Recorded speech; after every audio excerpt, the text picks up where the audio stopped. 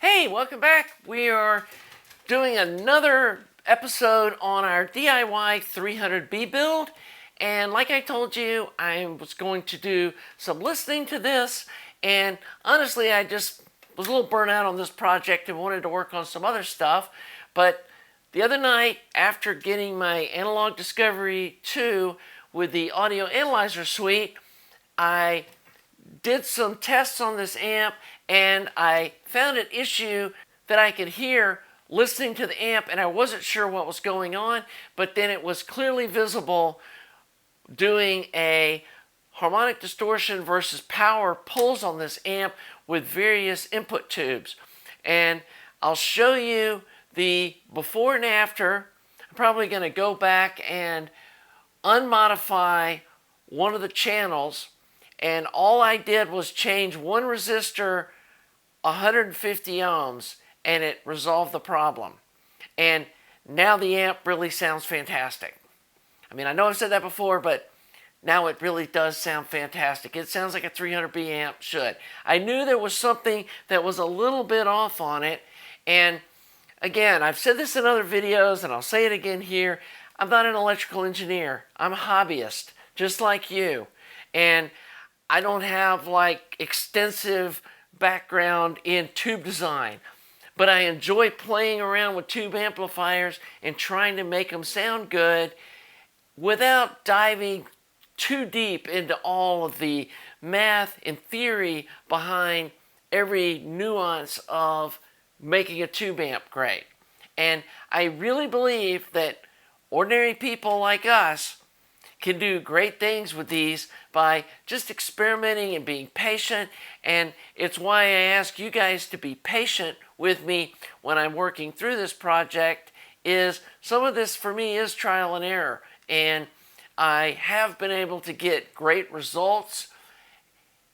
I do a lot of tuning by listening rather than looking at numbers, which I know for the engineer types that drives them crazy, but that's what this channel is all about. So hope you're enjoying it. Now I'm going to get into showing you what I found, what I did to fix it, and then come back and wrap this thing up. Okay, here I'm going to show you what I was seeing, and I went back and put the 50 ohm resistor back into the cathode of the driver tube to show you what I was seeing in the Audio Analyzer Suite that made me realize that there was something that needed attention in the tuning of this amp. Even though the scope pattern to me looked pretty normal and it sounded decent, I knew that there was something off, and there was a fairly drastic change in the sound of the amplifier, changing different driver tubes, which more so than usual. So let me show you what I was seeing. We're going to make a pull here on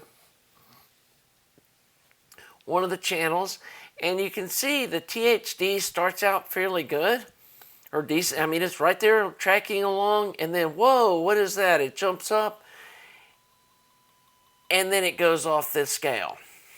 Now I'm expecting to see this rise down here on the low end at, close to 7 watts, but what's all this mess here? Why do we have, the distortions down here really low, and then it jumps up like this? And I'm going to have to show you this in multiple pulls on the amp, because one of the channels has been fixed and the other one still has the 50 ohm cathode resistor in it.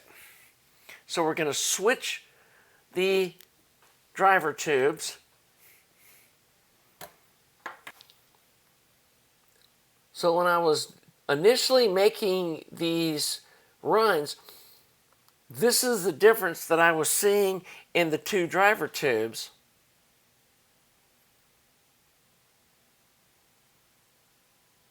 This one starts climbing much sooner. And so one of them was staying pretty good, up until this range in here before it started climbing.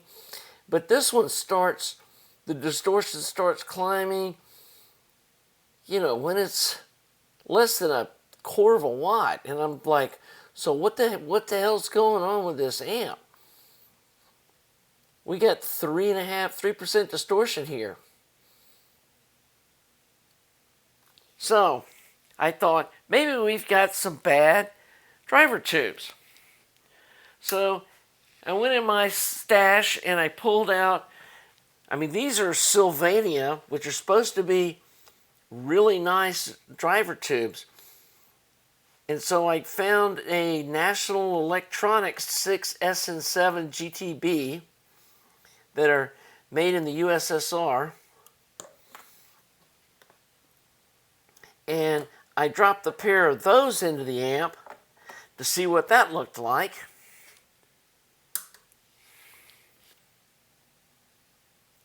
And was like, holy crap, what's going on here?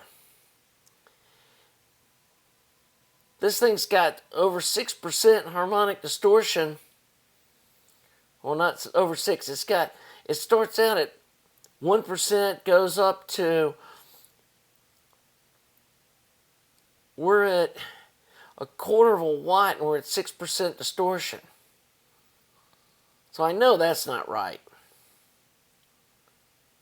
And like I said, this amp didn't sound horrible, but it just didn't sound right. And I knew it sounded, there was something wrong.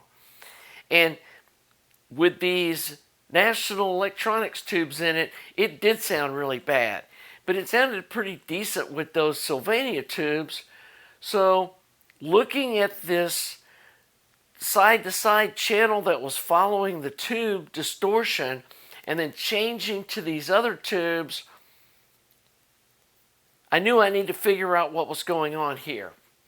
And so I started thinking about it and decided that to increase the size of the resistor on the cathode to raise the bias point up from 1.8 volts to 2.5 volts using a 200 ohm resistor instead of the 50 ohm resistor.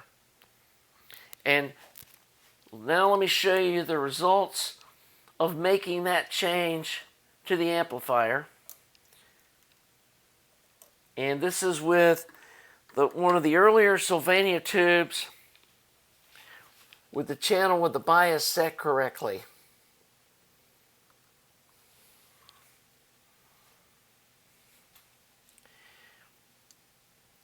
And we're down at 0.1% distortion. It tracks the input all the way up till the point where it starts clipping. That's what you want to see out of an amplifier. And after making this change to the amplifier with these two Sylvania tubes, this amp sounds fantastic now. And honestly, I'm not sure if I would have ever seen this, diagnosed this, or figured out how to fix this without this audio analyzer suite and being able to see the before and after harmonic distortion levels versus power. So now this amp's making between 6.5 and 7 watts before the distortion becomes objectionable. And for the operating point that these 300B tubes are operating at, and using this 6S and 7 input driver, I am super happy that that's where we've got this amp. And this amp's now doing what you would expect to see out of a 300B amp.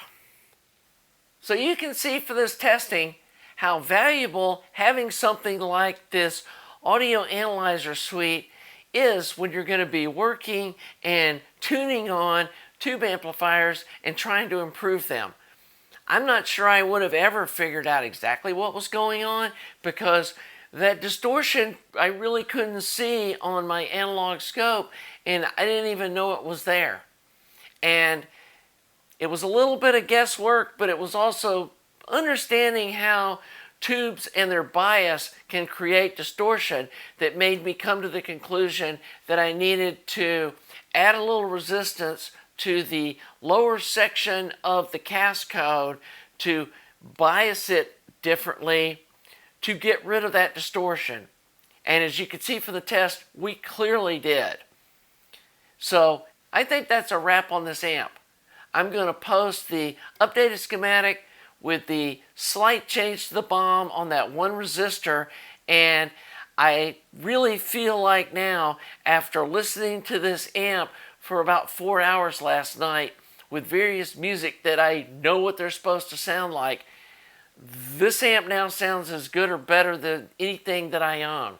And so I think anybody would be proud to own this amp. It really does justice of these 300B tubes, and it's just a fantastic sounding amp that uses commonly available parts like these EdCore transformers and these 6S and 7 tubes.